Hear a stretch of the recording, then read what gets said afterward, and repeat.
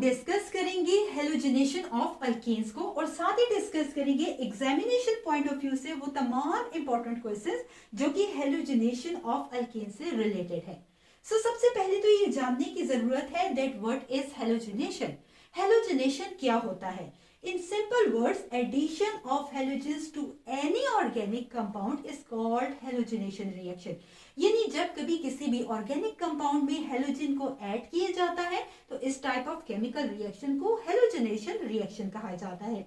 क्योंकि यहाँ पर हम हेलोजिनेशन ऑफ अल्केन्स को डिस्कस कर रहे हैं, यानी जब कभी अल्केन्स में हेलोजेंस को ऐड किया जाएगा सो इसके रिजल्ट में हमारे पास जो रिएक्शन होगा वो हेलोजिनेशन रिएक्शन कहलाएगा। याद रखें कि अल्केन्स में हेलोजेंस का एडिशन सब्स्टिट्यूशन रिएक्शन के जरिए होता है।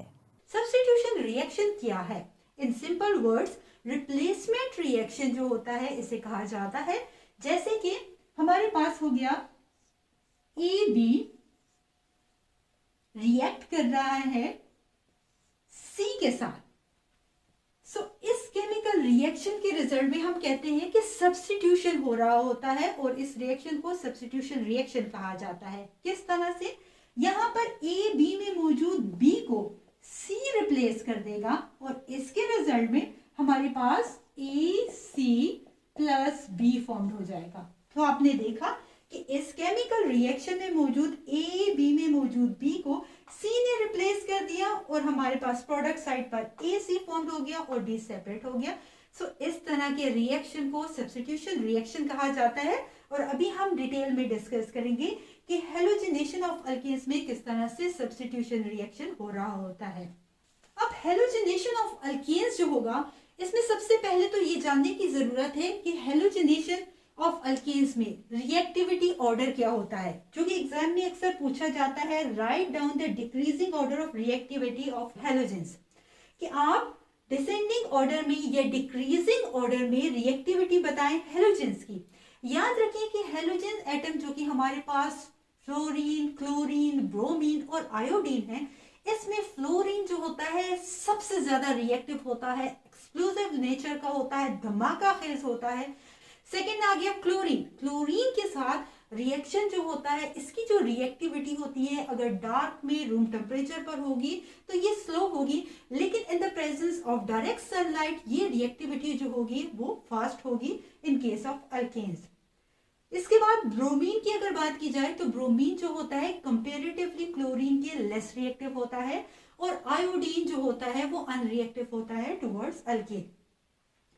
एक और बात जो कि याद रखने की है, जो कि हमने डिस्कस की, कि हमारे पास अल्केन्स जो होते हैं ये अनसैचुरेटेड हाइड्रोकार्बन्स होते हैं और जैसा कि हम जानते हैं कि अनसैचुरेटेड हाइड्रोकार्बन्स वो हाइड्रोकार्बन्स होते हैं जिनमें कार्बन कार्बन के दरमियान सिंगल कोवेलेंट बॉन्ड मौजूद होता है।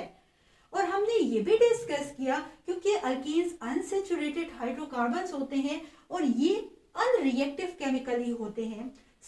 हमने तो ये प्रीवियस वीडियो में डिस्कस किया था कि अल्केन्स केमिकली अनरिएक्टिव होते हैं टुवर्ड्स आयोनिक कंपाउंड्स। क्यों अनरिएक्टिव होते हैं? क्योंकि यहाँ पर मौजूद अल्केन्स में हमारे पास कार्बन कार्बन सिंगल बॉन्ड होता है, इसके अलावा अगर हाइड्रोजन अटैच होता है तो वहां पर भी सिंगल बॉन्ड ही होता है। क्या होता है कि ये जो सिंगल बॉन्ड होता है, याद रखिए कि ये सिंगल बॉन्ड जो होता है काफी स्ट्रॉन्ग बॉन्ड होता है। यही वजह है कि इसे ब्रेक करना मुश्किल होता है और इसलिए अल्केन्स केमिकली अनरिएक्टिव होते हैं। एक और बात वो ये अनरिएक्टिविटी की है अल्केन्स की कि यहाँ पर मौजूद कार्बन कार्बन का बॉन्ड भी नॉन पोलर होता है, इलेक्ट्रोनेगेटिविटी के डिफरेंस मौजूद न होने की वजह से, और साथ ही कार्बन हाइड्रोजन के दरमियान जो बॉन्ड होता है इसमें भी इलेक्ट्रोनेगेटिविटी का डिफरेंस निग्लिजिबल होता है, जो कि नॉन पोलर नेचर को शो करता है और इसलिए भी हमारे पास इस बॉन्ड को ब्रेक करना मुश्किल है और अल्केन्स इसी वजह से अनरिएक्टिव होते हैं। लेकिन अगर हेलोजेंस की बात की जाए, टुवर्ड्स हेलोजेंस हमारे पास अल्केन्स जो होते हैं रिएक्टिविटी शो करते हैं। जैसा कि हम जानते हैं कि पीरियोडिक टेबल में मोस्ट इलेक्ट्रोनेगेटिव एलिमेंट जो है वो फ्लोरीन है और हमारे पास ग्रुप 7 के जो एलिमेंट्स होते हैं ये तमाम जो होते हैं काफी ज्यादा इलेक्ट्रोनेगेटिव होते हैं। यही वजह है कि ये अल्केन्स के साथ रिएक्टिविटी को शो करते हैं। चलिए अब बढ़ते हैं अपने मेन टॉपिक की तरफ, जो कि है हेलोजिनेशन ऑफ अल्केन्स। अल्केन्स जब हमारे पास हेलोजेंस के साथ रिएक्ट करेगा तो यहाँ पर चेन ऑफ रिएक्शन को शो करेगा in the presence of diffuse sunlight. सबसे पहले हमारे पास CH4 गैसियस फॉर्म में मौजूद होगा। स्टेप 1 में रिएक्ट करेगा क्लोरीन मॉलिक्यूल के साथ। अगेन ये गैसियस फॉर्म में है। डिफ्यूज सनलाइट की प्रेजेंस में क्लोरीन का मॉलिक्यूल ब्रेक होगा और यहाँ Cl2 में मौजूद मींस हमारे पास 2 क्लोरीन के एटम्स है, ये बॉन्ड ब्रेक होगा। एक क्लोरीन जाकर अटैच हो जाएगा यहाँ और यहाँ से मौजूद हाइड्रोजन जो होगा ये बाहर निकलकर इस दूसरे क्लोरीन के साथ अटैच हो जाएगा।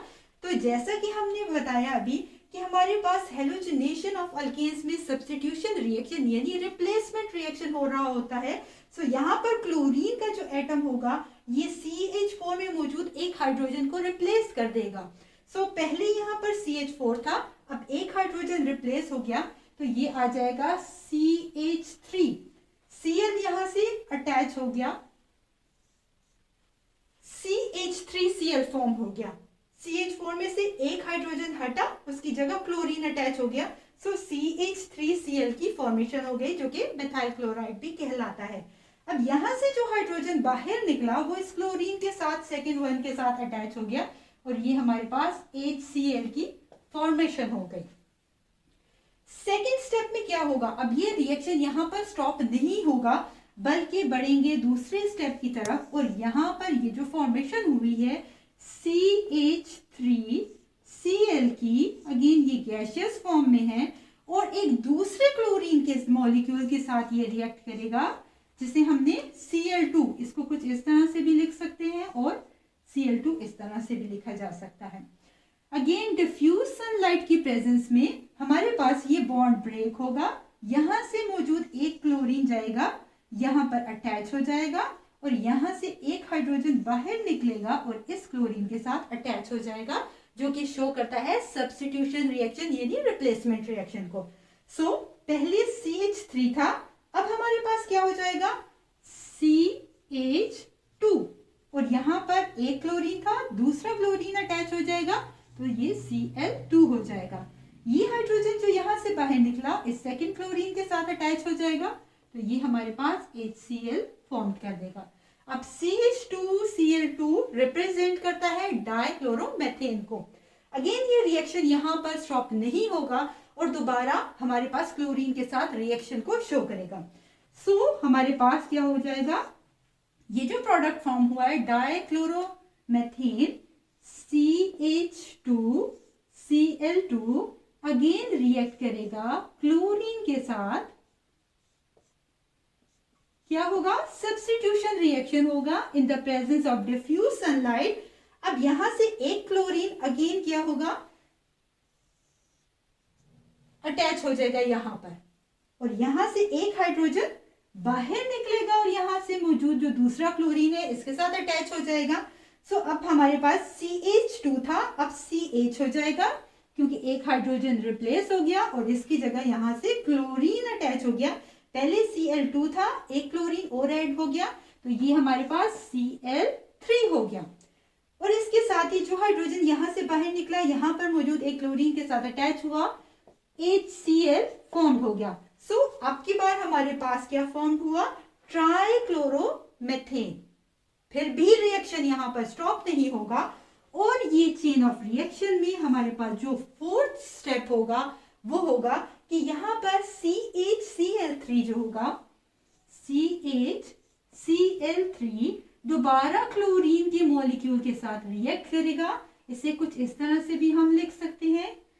अब की बार डिफ्यूज सनलाइट की प्रेजेंस में अगेन ये बॉन्ड ब्रेक होगा, एक क्लोरीन जाकर अटैच हो जाएगा यहाँ और यहाँ से हाइड्रोजन बाहर निकलकर इस क्लोरीन के साथ अटैच हो जाएगा और हमारे पास अब CH तो रिप्लेस हो गया तो ये आ गया C।